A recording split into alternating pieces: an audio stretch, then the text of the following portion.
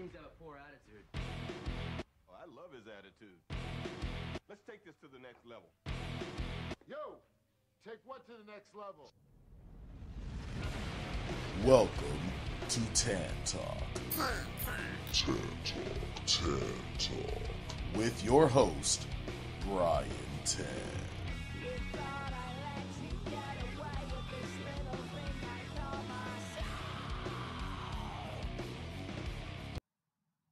Thank you, everyone, for tuning in to the first edition of Tann Talk. I'm your host, Brian Tann.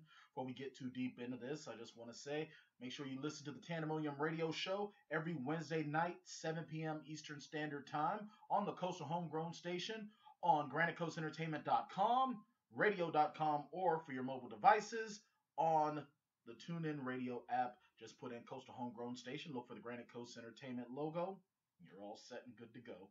If you want to get into any of the discussions while on the Tanndemonium radio show, call in 603-686-7162 onto the douche line. So, why are you watching Tann Talk? Well, Tann Talk, of course, is going to be exclusive to the Tanndemonium radio show YouTube channel. Make sure you subscribe, check in. When will I be posting videos up for Tann Talk? Whenever I feel like it, probably once, maybe twice a week, every couple days here and there. Just be on the lookout. Make sure you check up on the Tanndemonium Radio Show Facebook page. Check up on the Tanndemonium Radio Show Twitter feed at Tanndemonium, and you'll know when is what. Or if you just check in with the YouTube channel, then you'll know what's going on also. So some of the things that I want to discuss today, as I pull out my trusty news apparatus, otherwise known as my phone. Couple things that I want to bring up, and this is something that actually, we'll probably talk about a little bit more on Wednesday night. And that will actually be, for one, I want to sort of give my own bit of, express my own sorrow and sadness, and give my thoughts and prayers to the families of the 4 servicemen who were senselessly murdered this past week in Tennessee by a psychotic fundamentalist, a psychotic Muslim fundamentalist. Now, here's the thing. Now, I want to read a little bit of a news article that was put up by Yahoo News. And it's saying here, and this is courtesy of Olivia Hampton. This was posted up a couple hours ago today, Sunday the 19th. It says, U.S. investigators probe the shooter's alleged war text message. So it says here that investigators on Sunday are probing the communications of a shooter who killed 5 U.S. troops in Chattanooga, Tennessee, to determine his possible motive, following reports he allegedly sent a text message declaring war hours before the rampage. 4 Marines and a sailor were killed in Thursday's attack on 2 military centers in Tennessee, which authorities are treating as an act of terrorism. For the gunman, Mohammed Yusuf Abdulaziz died in a shootout with police. I'm actually surprised that I was actually able to get the guy's whole name out. Let's see. The FBI has asked for intelligence agencies to help trace Abdulaziz's movements and activities abroad, and analysis are monitoring his activity on social media. Law enforcement officials told the New York Times on Saturday that investigators were looking into a text message that Abdulaziz allegedly sent to a friend before the shooting, probe possible motives. Text reportedly included an Islamic verse, "Whosoever shows enmity to a friend of mine, then I have declared war against him," according to the newspaper. The Times said a friend of Abdulaziz had been interviewed by the FBI and that investigators were trying to verify the text. Abdulaziz was 24 years old, was a naturalized U.S. citizen born in Kuwait. Now, here's what I don't get. Now, once again, this is not, and I repeat, it is not an indictment on people that immigrate into this country. It truly is not. Everyone who comes to America that, looks to immigrate into the country the proper way, not by just jumping borders illegally, but actually come in, file the paperwork, blah, blah, blah, raise your right hand, take the oath, all of that. I've got no issue with that. That is what makes America one of the greatest countries in the world. That is what makes America the greatest country in the world, is the fact that, people can come here, they can become citizens, work hard, and get their piece of the American dream. That is the bit of my country that I love so much. However, what really gets me is that people that immigrate to America and then sit there and they hate America, hate America, hate America, and then they go terrorists, and then they start killing innocent people, and then you get people going, oh, well, um, um, um, that's the issue. So, you'll sit there and you'll try to figure out what are some of the best ways that you can do to protect what can America do to protect its people? Anything short of violating civil liberties. And that's the pain in the ass, is that there's nothing that can be done. You can't, people sit there and they flip their minds inside out the instant that they feel that there's anything that's considered racial profiling. They lose their minds, okay? And I can understand that because, I mean, honestly, I've had instances where I've been a victim of racial profiling, but you know what? Just because I wasn't doing anything doesn't mean that the next person that gets racially profiled wasn't doing anything. However, every time you racially profile, for every one person that you catch that is actually doing something wrong, you probably got 10 to 20 that are doing nothing wrong, and then now you've got a problem. Well, one of the biggest issues that are being discussed is that when it comes to these recruitment stations, is that you can't carry. The servicemen can't carry. Now, the idea that taking the guns out of the hands of American citizens, why that's considered a good idea, I don't know. Because it really isn't. Because instances like this happen. Case in point, look at it a couple of months ago when two ISIS enthusiasts decided to go and attack guys down in Texas. What happened? They got taken out by an armed citizen. So I would simply think that these servicemen, had they been allowed to carry sidearms, we would not have, 4 dead Marines and a dead sailor. We would have 1 dead terrorist and probably a wounded Marine or a wounded sailor. That's about it. Taking guns out of the hands of the masses is it's so wrong on so many levels. And it's being shown every single solitary day. I mean, you get these anti-gun nuts, who are all about taking guns out of people's hands and trying to say guns kill people and blah, blah, blah. You know what? It's old, but I'll say it before and I'll say it again. Guns don't kill people. People kill people. Crazy people kill people. Jackasses kill people. And you know who else? You know who kills jackasses? Smart, responsible people who otherwise would not be pulling their gun. So, once again, my heartfelt condolences and my prayers to the families of these 5 men who served this country and gave their lives, which they didn't even have to. They were here, home. They weren't fighting, yet their lives are taken by an enemy. And that's very sad. I saw something else in relation to this story. And let me see if I can find it. Oh, by the way, before I get too far and deep into this, Shane got married yesterday. So that would be Saturday the 18th. So there might not be a live show on Wednesday. If there isn't, don't worry, because there will at least be a Tann Talk for Wednesday. Keep that one in mind. We'll know more in the next couple of days. Right now, Shane's on his honeymoon. It's not like, him and Jackie hadn't done their thing beforehand, but now they can do it as husband and wife. So, let's see. What else is there? I can't find it now, but I know that there was a news article. Oh, here it is. And this came out a couple of hours ago also, and I'm hoping that this is a different article and I'm not going to end up reading the same article. Yep, it is the same article. But either way, one of the things they were also saying is that this guy's family, Abdulaziz's family, also had the nerve to come out and say that Abdulaziz was depressed. They're saying that part of the reason why he went on this murder spree was because he was depressed. He wasn't feeling right in the head. He just wasn't feeling it. He was sad. So because he's sad, he's going to kill people. No! No! You know what? I'm sad every day. I'm miserable every day. That doesn't mean that I'm taking a gun and blowing people's brains out all over the streets. No. You cannot use depression as an excuse for being an asshole. You just cannot. You murdered people. Sorry, Abdulaziz, daddy and mommy and brother and sister and aunt and uncle who want to just throw every single solitary type of excuse on this as you can. No. Your loved one, little Mohammed, he was a terrorist. Okay? He wasn't depressed. He wasn't sad. He wasn't frustrated with what was going on with his life. He is a murderer.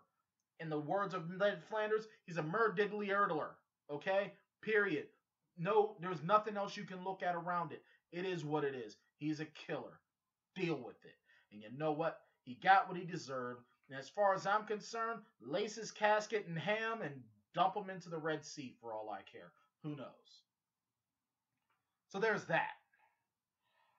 By the way, here's another article, and I posted it up on the Tanndemonium Radio Show Facebook page. Just go to facebook.com/Tanndemonium. I hope you don't drink Mountain Dew. Now, I saw this. Now, apparently, a guy, and I don't even know how old this article is. Let me take a look. Because this is actually from July 3rd, so it's about 2-3 weeks old now. And there's a gentleman by the name of Ronald Ball in Illinois. Popped open a can of Mountain Dew. He was ready to drink it, and he knows there was something sloshing around in his can. Come to find out that it was a mouse. There was a mouse in Homeboy's Mountain Dew. Ugh. That's nasty enough. Okay, that is gross. But then when he took PepsiCo to court, they had a let me look at it. It is so disgusting. It's not even funny. It's totally gross.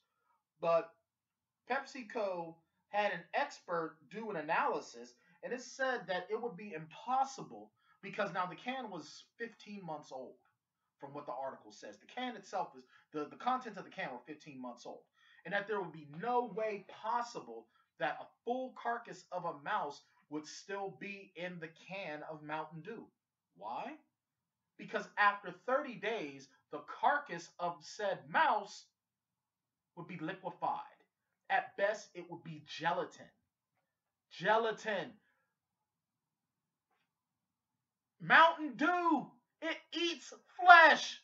Mountain Dew is a flesh-eating substance. And on this, and once again, you'll be able to look on the article on the Tanndemonium Radio Show Facebook page.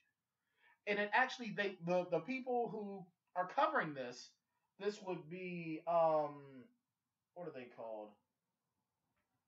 IFL Science. IFLScience.com. They actually bought a dead rat from a pet store, put it in a jar, filled it with Mountain Dew, clasped the jar shut, and then waited. Now keep in mind, now this has only been, well, this article is from the beginning of this month. However, how old the actual experiment is with the rat, mouse, whatever, I can't tell. You can watch the video on there. But either way, and I'm pulling it up, and I'm trying not to do it. I'm trying to actually see if I can get some information, and I'm not able to. Not right now. I'll put more of it on the Facebook page, on that feed. But essentially, they took this rat, filled the jar with Mountain Dew, sealed shut the jar, and then for 37 days, left the carcass in the Mountain Dew.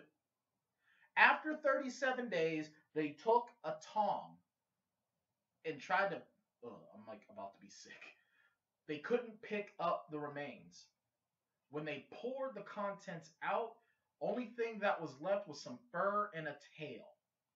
Okay, that is what you're putting in your body. Now, I saw from the original poster, the original person that shared this video, and I'll give him credit. His name is Jamie Walter. He's on my personal Facebook page. You know, one of his friends commented and said that soda is acidic, so it should not be a surprise that the carcass of the dead rat was eaten away. And you know what? On one hand, he's right, because it is acidic. I mean, if you look at the can, the contents of it say they're acidic. Not to mention all the other crap they put in there, especially to get that pus green nuclear look. But still, I don't want to drink something that's gonna dissolve a body, flesh, bones, cartilage, the heart. Ugh. I don't want the fact that if you're gonna cremate a body, you have to turn the ashes up. You have to turn the flames up hotter to burn through the heart because the heart is just one big tough muscle. It will not burn normally. Thank you very, very much for Return of the Living Dead 1985 for giving me that bit of knowledge. But the fact that you have to do that to burn a body means that the fact that you actually have that Mountain Dew after a little over a month and a week will eat through living tissue. It should. Ugh. Yeah, if you drink Mountain Dew, stop. Don't, okay? Soda's bad for you. It's very bad for you, obviously. I mean, Mountain Dew might tickle your insides, but who knows what the hell else it's going to do to you. Ugh. All right, and I'm going to finish up here because, you know what, it's Sunday. It's a beautiful day outside. And I'd like to pretend that I had the money to purchase Harper Lee's new book. Oh, what is it called again? Hold on. I'll find it. I think what's bad is that I so had it in my mind how I was going to do things for this show today. And you know what? For the most, Ghost Set of Watchmen. That's what it's called. I had it in my mind how I wanted to do things, but you know, doing everything on the fly, it's a lot different doing it video than it is with radio. But you know what? Either way, it's still awesome. Glad to be talking to you guys. Hope you're listening. Hope you're enjoying. Hope you keep coming back so I can keep feeling like doing this. But I'd love to go outside and read Ghost Set of Watchmen. Well, I already read the sample, but either way, it's a beautiful day outside. I don't want to be cooped up indoors all day. So I'm going to finish up with this jagoff, and this is going to be a major rant.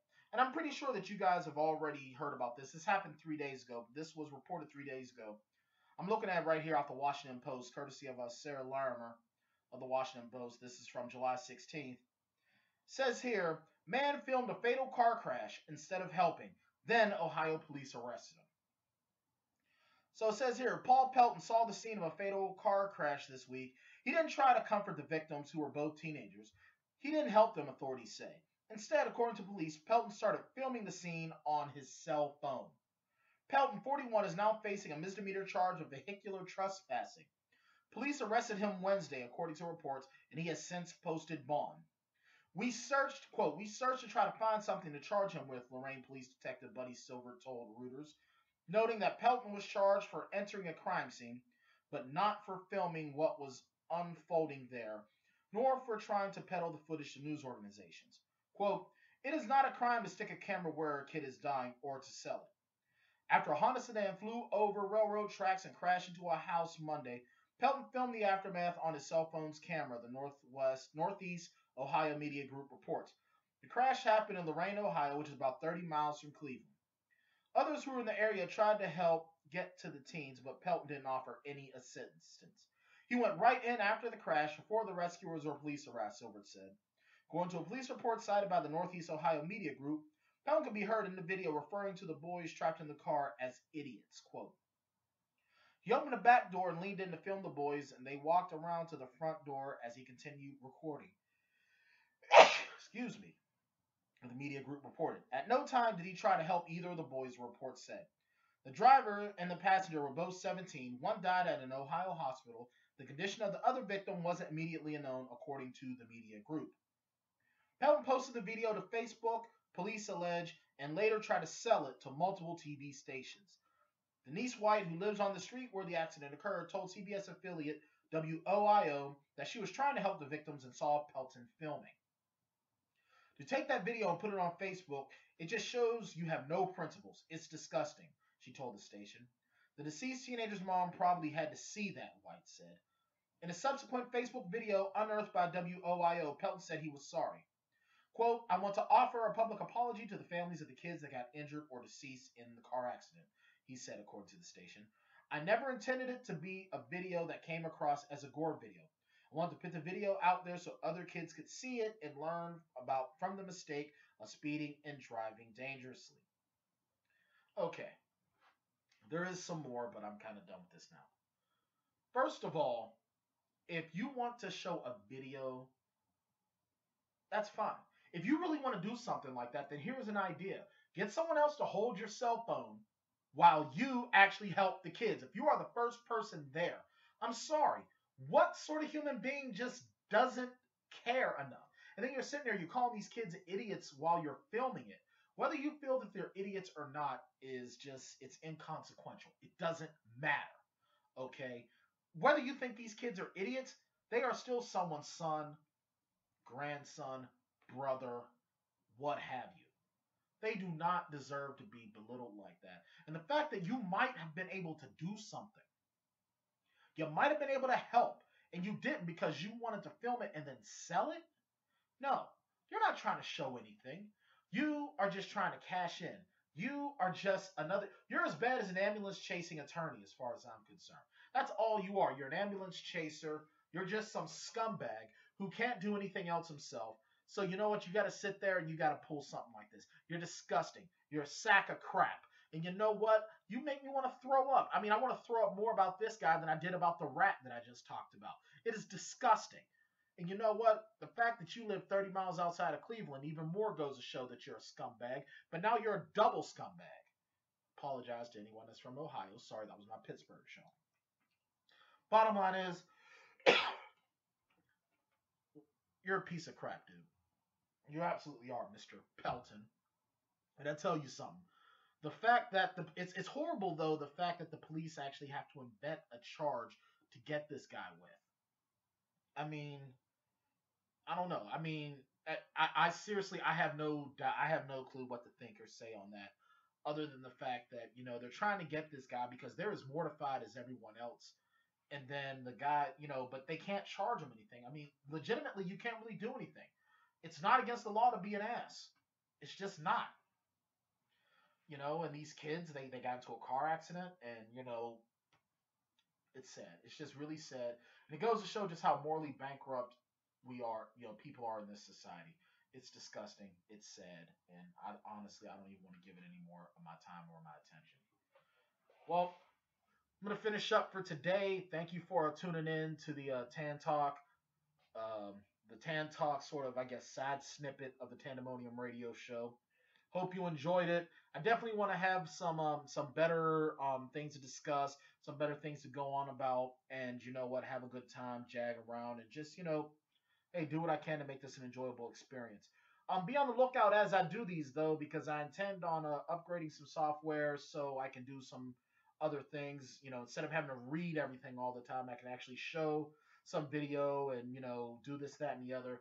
Do something fun, make it enjoyable. But until then, thanks for checking in. Enjoy these early rough shows. Check out the Tanndemonium radio show on the Coastal Homegrown Station Wednesday nights, 7 p.m. with a rebroadcast Saturday nights, 7 p.m. all Eastern Standard Time on the Coastal Homegrown Station, GraniteCoastEntertainment.com, radio.com, or on all your mobile devices. Use the TuneIn Radio app. I am Brian Tann. Thank you once again. Have a great rest of your day.